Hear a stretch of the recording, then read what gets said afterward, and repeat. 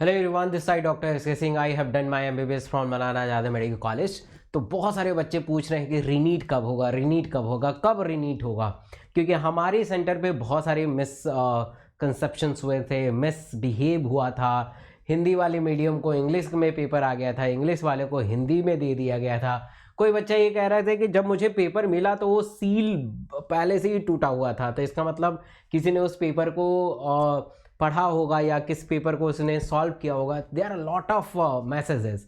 तो आज इस वीडियो में फाइनल कंक्लूजन आएगा और हम एनटीए के द्वारा जो ऑफिशियल मैसेज है सारे नीट एस्पिरेंट का वो भी हम देखेंगे, क्योंकि एनटीए से बड़ा अभी कोई भी नहीं है।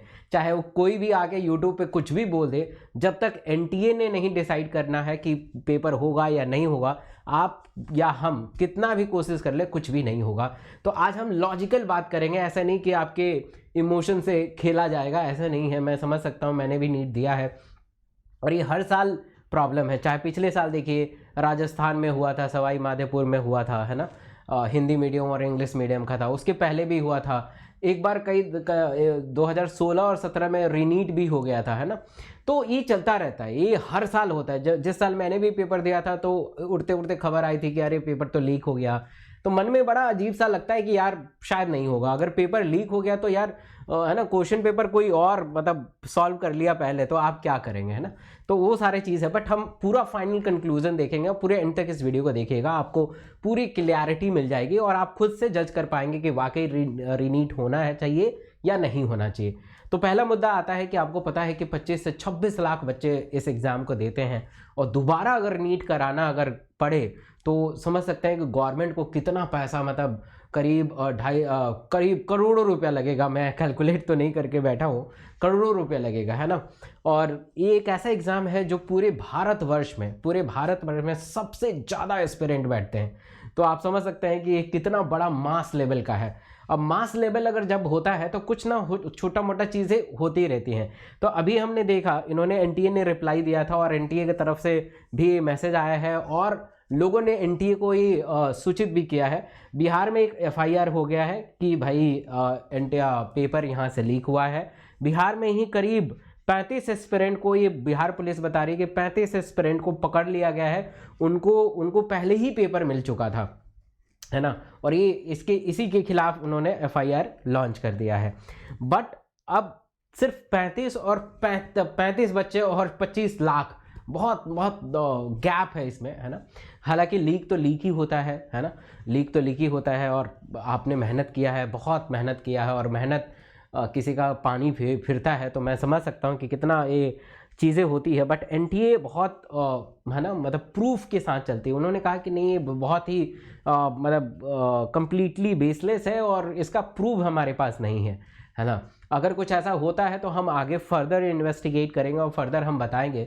बट उनके हाव भाव से लग रहा है कि एनटीए दोबारा से रीनीट नहीं लेगी शायद, ऐसा मुझे ऐसा लगता है, उनके हाव भाव से लगता है। बाकी अब पता नहीं आगे क्या होगा, वो आपको मतलब पता चल जाएगा।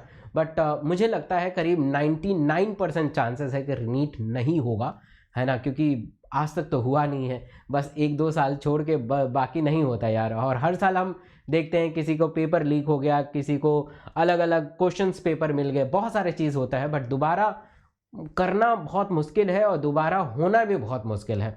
बाकी आपको क्या लगता है प्लीज़ कमेंट करके बताइए, थोड़ा आपका भी रुझान देखना चाहते हैं कि आपको क्या लगता है कि रीनीट होना चाहिए या नहीं होना चाहिए। जो भी मार्क्स आ गए चलो ठीक है ना, वी कैन मूव ऑन, है ना। जो भी अब हुआ ठीक है, अब तो अब आगे कुछ खास कर नहीं पाएंगे हम, है ना। तो अब 1 साल की अच्छी तैयारी करेंगे और जो भी होगा देखा जाएगा, है ना। तो एक बार आप लिखिएगा कमेंट में, आप बताइएगा कि क्या है। वैसे तो रीनीट होना मुश्किल है, आप आगे बढ़ जाएं वो ज़्यादा बेटर है। हो सकता है कि आप, जैसे मैं बताता हूँ कि अगर आपने 2 या 3-4 बार ड्रॉप ले लिया और आपको एमबीबीएस ही करना है, तो आप इस बार थोड़े से सावधानी से कदम फूंक के आगे बढ़िएगा, क्योंकि वो लास्ट अटेम्प्ट होगा आपके लिए। ऐसे फैकल्टी का चुनाव करिएगा जो बेस्ट हो और जिसका गाइडेंस जो है बहुत इम्पॉर्टेंट हो और उसके गाइडेंस में आप डॉक्टर बन पाएँ। दूसरा चीज़ कि अगर आपने मतलब कि अब हार मान चुके हैं कि नहीं अब मेरे से नहीं हो पाएगा, तो बेटर है कि आप BAMS BUMS किसी प्राइवेट या गवर्नमेंट या सेमी गवर्नमेंट में अपना एडमिशन ले लीजिए, क्योंकि वो भी एक बहुत उभरता करियर ऑप्शन है। और रूरल एरिया में तो मतलब क्या ही बताएं, है ना, बहुत सारी चीज़ बोलेंगे तो खामखा मेरी वीडियो वायरल हो जाएगी। तो बहुत बेस्ट है यार, बहुत बेस्ट है। तो you can go with BAMS। But अगर आपका सपना है कि नहीं मुझे डॉक्टर ही बनना है एनी हाउ, तो अनअकैडमी के ऊपर आपको 5,499 रुपये में आपको सब्सक्रिप्शन मिल रहा है। जो 10,000 का प्राइस है वो 5,499 हो गया है। कोड में डॉक्टर SK सिंह लगा देंगे तो ये 10,000 वाला आपको 5,000 में मिल जाएगा। और मैं आपको पढ़ाऊँगा, मेरा बैच स्टार्ट हो चुका है। मैं आपको प्रॉपरली गाइड करूँगा, क्योंकि आपको पता है डॉक्टर से पढ़ेंगे तो डॉक्टर ज़रूर बनेंगे, है ना।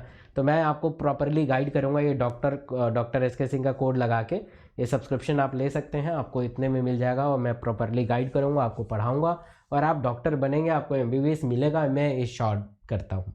Thank you so much.